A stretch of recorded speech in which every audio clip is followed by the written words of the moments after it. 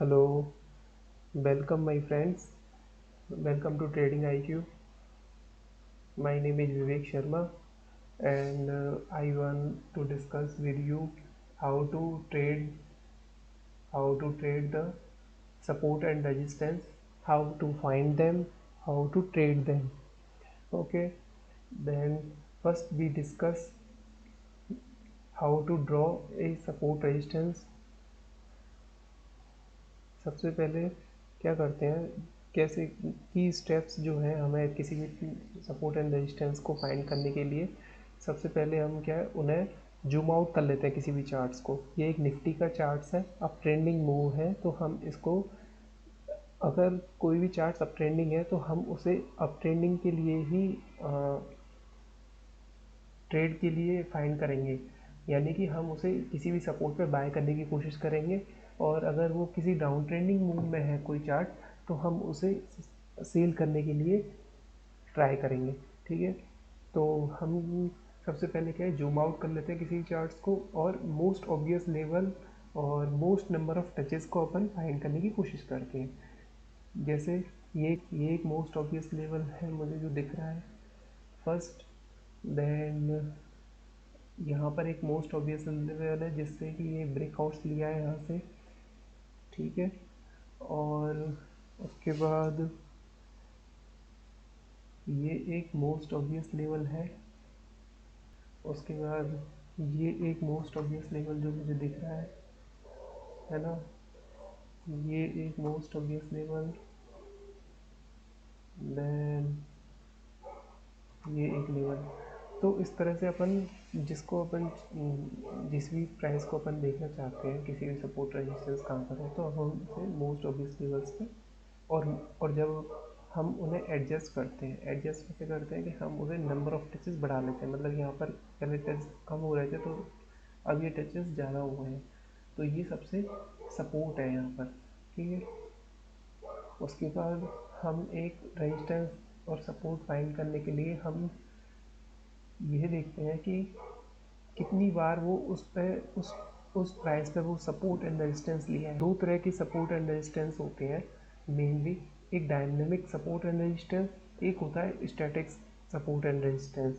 ठीक है, अगर जो जो डायनेमिक होते हैं उनमें जो आते हैं वो आते हैं अपने ट्रेंड लाइन आती है ना, पिवट आते हैं all time high all time low के जो लेवल्स हैं वो आते हैं। ठीक है, और कोई भी अगर पीक होता है कहीं पर, जैसे ये पीक बना है और यहीं पर एक 52 वीक हाई है, यहाँ पर लगभग एक 52 वीक लो है। ठीक है, ये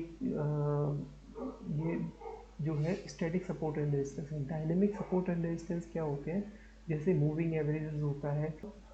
मैं कुछ टिप्स बताऊंगा जो आपके लिए किसी भी सपोर्ट एंड रेजिस्टेंस को ट्रेड करने के लिए बहुत ही इम्पोर्टेंट होती है।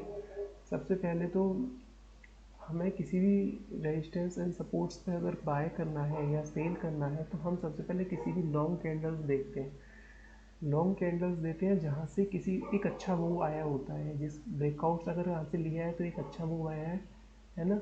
और अगर यहाँ से अगर ये एक सपो वो ले रहा है, क्या बोलते हैं, रेजिस्टेंस फेस कर रहा है तो एक डाउन ट्रेंडिंग मूव भी अच्छा है।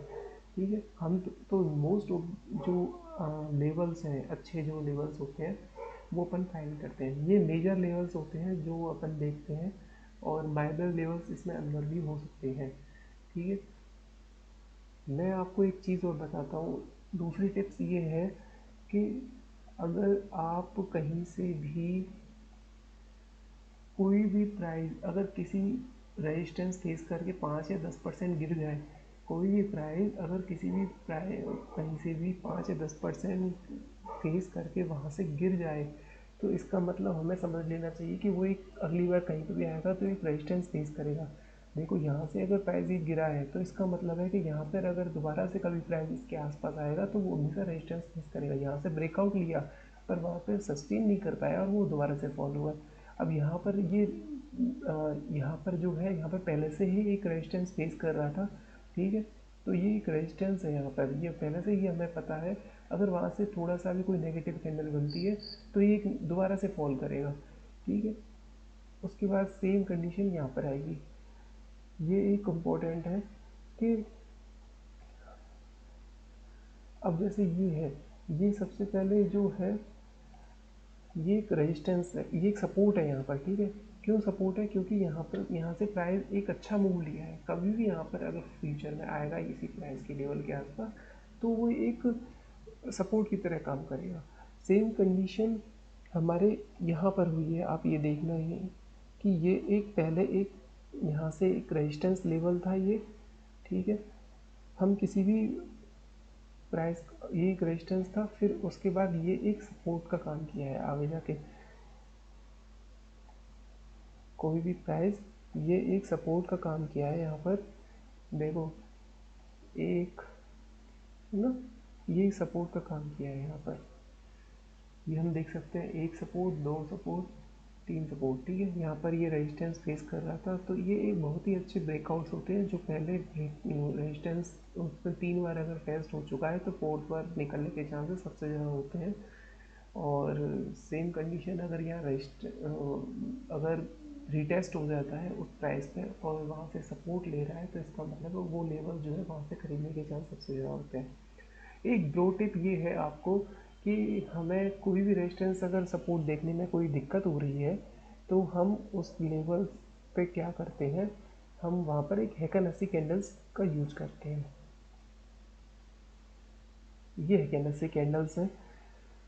इनके बारे में अगर आपको जानना है तो मैं एक सिंपल बता देता हूँ कि यहाँ से ग्रीन कैंडल शुरू होती है, तो वहाँ से क्या होता है कि जो ट्रेंड है, ट्रेंड रिवर्सल के चांसेस सबसे ज़्यादा हो जाते हैं। इस ग्रीन कैंडल भी, इसमें 3 कैंडल्स जो है 3 तरह की है। ये हम एक एनएफसी कैंडल्स का भी और डिस्कस करेंगे। पर मेन बात ये है कि आपको यहाँ पर दिख रहे हैं, अब ये एक मोस्ट ऑब्वियस लेवल आपको अपने आप ही दिख रहा है। नेक्स्ट कहीं पे और देखते हैं अपन, सेम कंडीशन।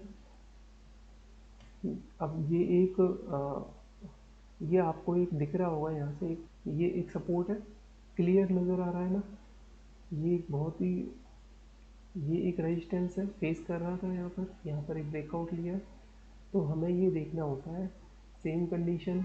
और अपन देख लेते हैं नेक्स्ट किसी प्राइस में सेम कंडीशन। अब ये यहाँ पर एक रेजिस्टेंस है जो कि एक सपोर्ट का काम करेगा यहाँ पे नेक्स्ट बार में।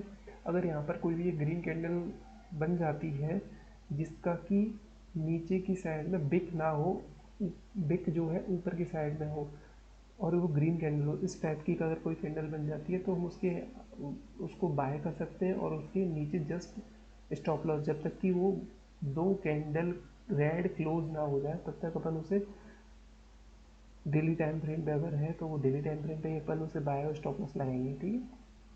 सेम ये वेदांता का चार्ट है, आपको दिख रहा होगा यहाँ पे एक अच्छा खासा एक सपोर्ट क्रिएट है, पहले से ही है, ठीक है। यहाँ पर एक एक टच है, दूसरा है ना, तीसरा यहाँ पर भी एक सपोर्ट लिया है, यहाँ पर भी एक ब्रो टिप आपको और बताता हूँ मैं कि जब भी पहले तो ये है ना, जो सपोर्ट और रेजिस्टेंस होती है, ट्रेंड लाइन्स होती है, तो ये एक कोई एक लाइन नहीं होती है। ये एक, हम एक लाइन खींच देते हैं पर इसमें कोई लाइन नहीं होती है। ये यहाँ पर ये जो है, ये पहले एक रेजिस्टेंस का काम कर रहा था, और यहाँ पर भी देखो, यहाँ पर एक रेजिस्टेंस का काम किया है इसने, और यहाँ पर एक सपोर्ट लिया है। जो एक लाइन नहीं होती है, ये एक जोन होता है। तो हम अगर ऊपर नीचे अगर कोई भी होता है तो, और अपन सपोर्ट एंड रेजिस्टेंस की बात करेंगे जिसमें कई सारे